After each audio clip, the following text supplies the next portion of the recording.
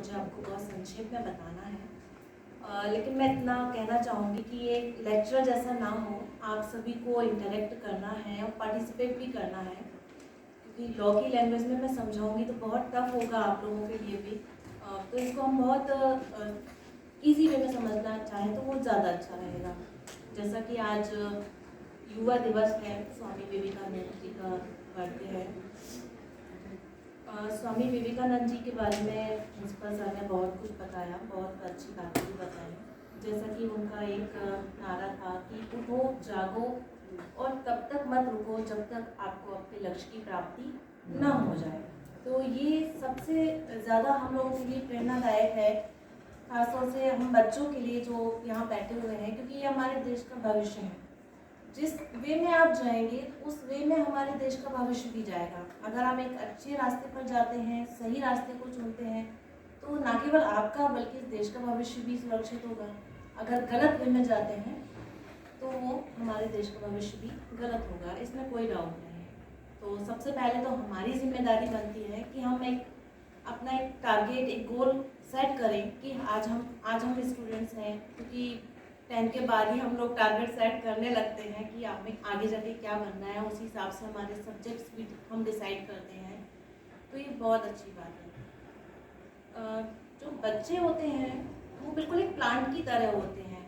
जैसे हम घर में एक प्लांट लगाते हैं, छोटा सा पौधा लाते हैं, उसे या तो किसी पॉट में या ज़मीन में जहाँ हम लगाते हैं वहाँ उसको पानी भी देना है, मिट्टी, खाद, धूप, छाँव सब कुछ देना होता है। और इनमें से कोई भी चीज़ ज़रूरत से ज़्यादा हो जाए या ज़रूरत से कम हो जाए, दोनों ही परिस्थिति में वो फिर जो प्लांट है वो ग्रो नहीं कर पाएगा, या ग्रो कर भी गया किसी वजह से तो वो प्रॉपर ग्रो जो होना चाहिए था, प्रॉपर ग्रोथ उसकी जो होनी थी वो नहीं हो पाएगी। उसी तरह से छोटे बच्चे होते हैं, जहाँ उन्हें अपनी फैमिली में संस्कार मिलते हैं, पेरेंट्स सिखाते हैं क्या सही है क्या गलत है। छोटे घर के छोटे बच्चों से भी प्यार मिलता है, बड़ों से भी प्यार मिलता है। ज़रूरत होती है तो डांट भी पड़ती है, कई बार समझाने से काम चल जाता है, लेकिन कुछ थोड़े से होते हैं चुलबुले बच्चे जो थोड़ा सा डांट कर ही समझ पाते हैं, और थोड़ा कुछ होते हैं जो थोड़ा और स्ट्रिक्ट होना पड़ता है। टीचर्स को भी होना पड़ता है, जैसे घर में पेरेंट्स हैं उसी तरह से स्कूल में टीचर्स हैं, वो भी यही चाहते हैं कि हमारा ग्रोथ अच्छी हो। कल को जब हम बड़े होते हैं, कुछ अच्छा करते हैं कुछ बुरा करते हैं, सबसे पहले लोग ये पूछते हैं कि आप किस स्कूल में पढ़े हैं। कोई आपसे ये नहीं पूछेगा कि आप किस कॉलेज में पढ़े हैं। क्यों? क्योंकि स्कूल से आपकी नींव मजबूत होती है। तो आई होप जिस स्कूल में आप पढ़ रहे हैं उसको लोग अच्छे स्कूल के नाम में जाने, लोगों को पता हो कि हाँ भारतीय स्कूल बहुत अच्छा है, वहाँ के स्टूडेंट्स बहुत अच्छे हैं। अब हम बात करते हैं बच्चों के लिए, जहाँ बच्चों के लिए प्रारंभ से ही जब हमारा कॉन्स्टिट्यूशन बनाया गया 1950 में, तभी से बहुत सारे प्रोविजंस कॉन्स्टिट्यूशन में ऐड किए गए, जहाँ सबसे मिलता है उन्हें समानता का अधिकार होगा। जिस तरह से लॉ में एक व्यक्ति, एक एडल्ट जो अबव 18 होता है, उसको जो राइट और जो ड्यूटीज़ दी गई हैं वही राइट्स और ड्यूटीज़ बच्चों के लिए भी हैं। उन्हें अपनी बात को रखने का अधिकार है, उन्हें स्वतंत्रता का अधिकार है, जो वो बात कहना चाहते हैं उसका कोई बाउंडेशन नहीं होना चाहिए, जिस तरह से अनुच्छेद में दिया गया है संविधान में। उसी तरह से उन्हें संरक्षण का अधिकार भी दिया गया है, क्योंकि बच्चे जो होते हैं उन्हें संरक्षित किया जाना बहुत आवश्यक है। ये एक ऐसी एज होती है जहाँ कुछ लोग अच्छी दिशा में भी सोच पाते हैं, लेकिन कुछ परिस्थितियों वश एक गलत दिशा में भी चले जाते हैं। उसे संरक्षित करने के लिए कॉन्स्टिट्यूशन में भी प्रावधान किया गया कि बच्चों का संरक्षण होना चाहिए। अगर बच्चे काम कर रहे हैं, जैसे 14 साल से कम का अगर कोई बच्चा है, तो उसे जनरली ऐसे काम में नहीं लगाना चाहिए जो कि जोखिम भरा हो या उसकी लाइफ को अफेक्ट कर रहा हो। इस तरह के काम में, जैसे कारखाने वगैरह में, इसमें नहीं लगाना चाहिए। और ये भी देखना राज्य का ड्यूटी है कि उसको जो भी काम दिया जा रहा है उसका पेमेंट उसे इक्वली हो रहा है या नहीं। कहीं ऐसा तो नहीं कि बच्चा समझ के लोग उसको कम पेमेंट कर रहे हैं, बल्कि उसी काम के लिए किसी और को ज़्यादा पेमेंट किया जा रहा है। वहीं उसे भागीदारी का अधिकार भी दिया गया है, पार्टिसिपेशन का अधिकार दिया गया है। उसे भी पूरे राइट हैं अपने देश के बारे में सोचने के, अपने देश के बारे में कुछ करने के, बोलने के, जो भी उसके विचार हैं वो व्यक्त कर सकता है। समय समय पर कई लॉ बनाए गए जहाँ बच्चों के साथ कुछ गलत हो या उनका कहीं हैरासमेंट हो रहा है, चाहे घर में हो, स्कूल में हो, घर के बाहर किसी भी जगह पर कहीं हैरासमेंट हो रहा है, उसे क्या क्या रिलीफ दिए जा सकते हैं। आज कई कैंप आयोजित किए जाते हैं जहाँ बच्चों को गुड टच और बैड टच वाली बातें भी बताई जाती हैं।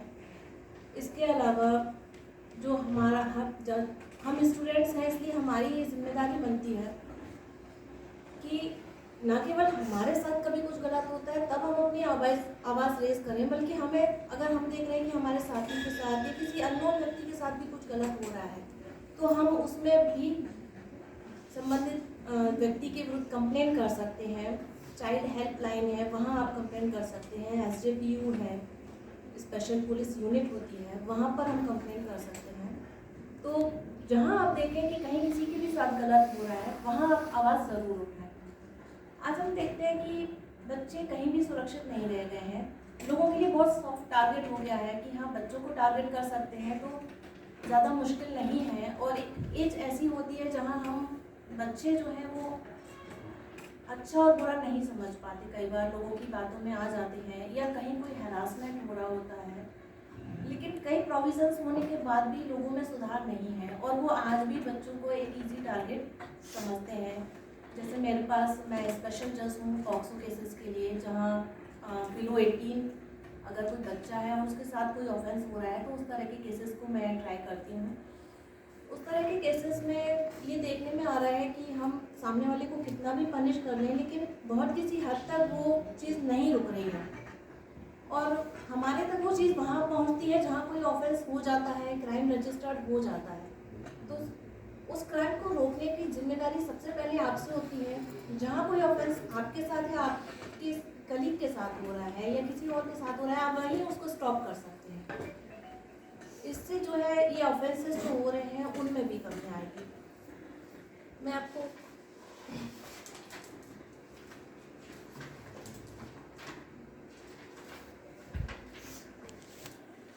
संरक्षक और प्रतिपाल्य अधिनियम, बाल संरक्षण अधिनियम, बाल श्रम प्रतिषेध विनियम अधिनियम, इसके अलावा किशोर न्याय बालकों की देखरेख संरक्षण अधिनियम, शिशु संरक्षण अधिनियम,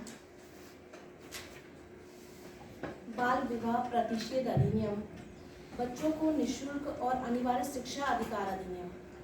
अब हम अगर शिक्षा के अधिकार के बारे में बात करें तो शिक्षा का अधिकार हमारे संविधान में भी प्रारंभ से ही दिया गया है और राज्य पर भी ये कर्तव्य अधिरोपित किया गया है कि जहाँ 6 से 14 साल तक का बच्चा है उसको अनिवार्य रूप से शिक्षा दी जाए। इसका पर्पस सिर्फ इतना है कि बच्चे की जो बेसिक शिक्षा होती है वो हो पाए। कल को कोई भी व्यक्ति ऐसा ना रह जाए कि गरीबी या किसी अज्ञानता की वजह से वो पढ़ नहीं पा रहा है। कई बार पेरेंट्स किसी के हैं जो सिर्फ मजदूरी कर रहे हैं, अपने काम पे चले जाते हैं और बच्चे घर पे रह जाते हैं। इसीलिए हमारे राज्य की ओर से मध्याह्न भोजन की भी व्यवस्था की गई है कि बच्चे को सिर्फ आपको स्कूल भेजना है, उसके खाने की, उसकी पढ़ाई की सारी जिम्मेदारी राज्य लेता है।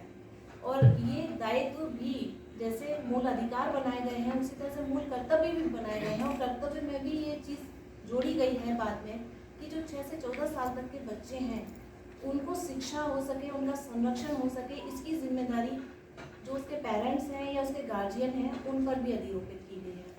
और इन्हीं सभी लॉ को इफेक्टिव बनाने के लिए राष्ट्रीय विधिक सेवा प्राधिकरण के द्वारा योजनाएं बनाई गई हैं जो 2015 के नाम से जानी जाती हैं।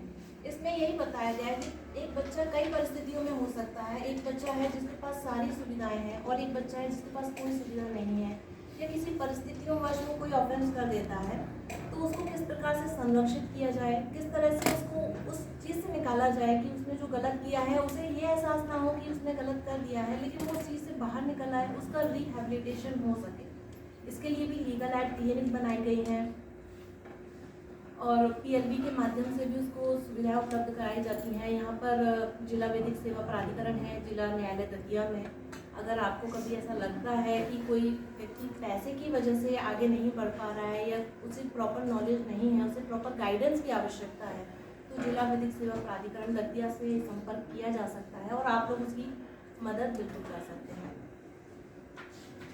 यहाँ पर क्योंकि स्वामी विवेकानंद जी का आज बर्थडे है तो स्वामी विवेकानंद जी, जैसा कि हम जानते हैं कि बहुत शॉर्ट लाइफ में लाइफ थी उनकी, और बहुत शॉर्ट लाइफ में भी उन्होंने हमारे देश को बहुत कुछ दिया है। उन्हीं से रिलेटेड एक स्टोरी है, जहाँ एक दिन वो अपने आश्रम में थे। एक व्यक्ति उनके पास आया, बहुत परेशान था कि मुझे स्वामी जी से मिलना है, मैं नहीं समझ पा रहा हूँ मेरे साथ क्या हो रहा है, मुझे आवश्यकता है उनसे बात करने की। स्वामी जी ने उनसे बात की और उनसे ये कहा कि आप ये डॉगी है, पपी है, इसको आप घुमा के लाइए, 2 मिनट की ही वॉक करके आइए, फिर हम बात करते हैं। 2 मिनट बाद वो व्यक्ति उसको वॉक करा के वापस आ गया। जब वो व्यक्ति आया तो वो बहुत शांत था, बिल्कुल नॉर्मल था।